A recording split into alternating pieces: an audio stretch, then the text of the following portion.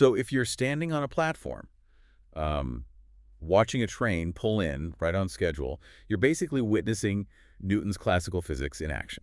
Right, you expect that absolute certainty in the everyday macro world. Exactly.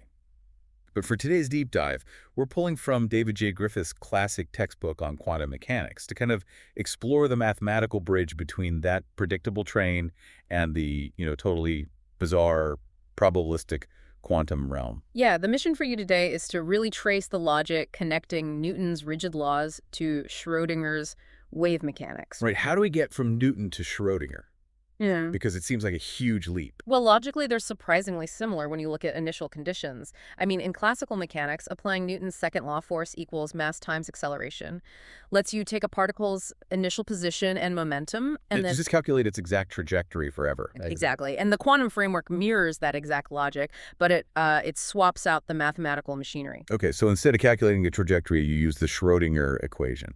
Right, to determine the system's wave function for all future time. Which makes sense, but here's where I get stuck. Newton gives us a definitive point on a map, like a precise train schedule. You know where the train is at 3 p.m. Yeah. But if the Schrödinger equation is predicting a wave function, what exactly is that? Because the text says it's spread out in space. Right. It doesn't give you a physical location at all. And that requires a completely different way to interpret reality, which was, codified by Max Born's statistical interpretation. Oh, the statistical part. Yeah, Born said that if you take the absolute square of the wave function, that gives you the probability of finding a particle at a specific point at a specific time. Wait, so even if we flawlessly calculate the wave function and we know absolutely everything the theory allows us to know, You still can't say exactly where the particle is. that's wild. It's like having the ultimate instruction manual for the universe, Yeah. but it only gives you casino odds instead of exact answers. That's exactly what it is. The determinism dictates how the wave function evolves, but the physical location is fundamentally indeterminate. But if the building blocks of the universe are just probability distributions, how does a macro object, like, a massive train, not probabilistically smear across the tracks? Right, because we don't experience reality as a cloud of likelihoods. No, we definitely don't. Well, the mechanism that resolves that contradiction is Ehrenfest's theorem. It's basically the mathematical proof bridging quantum probability and classical certainty. Okay, how does it do that?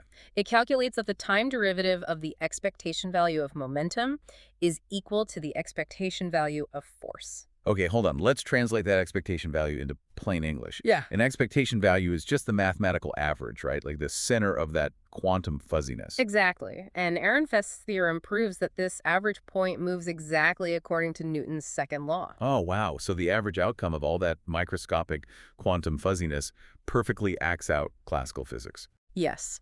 For a microscopic particle like an electron, the probability wave is broad, so the indeterminacy is super obvious. Right, big spread. But as you scale up to a massive system, the relative width of that probability distribution narrows drastically. So for something massive like a train, the probability wave is still technically there, but the spread is so insanely tight around the center that the fuzziness practically vanishes. Exactly. The expectation value and the actual physical boundaries of the train become totally indistinguishable from our perspective. So Newton's unbreakable laws are really just quantum averages playing out on a grand scale.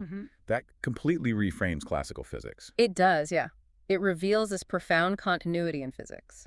The underlying reality is built on indeterminacy, but the math of large numbers ensures those probabilities reliably collapse into the predictable world you navigate every day. Which brings up a really provocative thought to leave you with. If our solid, classically predictable reality is literally just a mathematical expectation value like the sheer statistical average of countless random events, what happens in those ultra-rare moments at the tail ends of the bell curve? Oh, that's a really good question. Right, like are we living in a rigid universe or are we basically just riding an incredibly long statistical winning streak where the average happens to hold true? Something for you to keep in mind the next time you see a train arrive perfectly on time.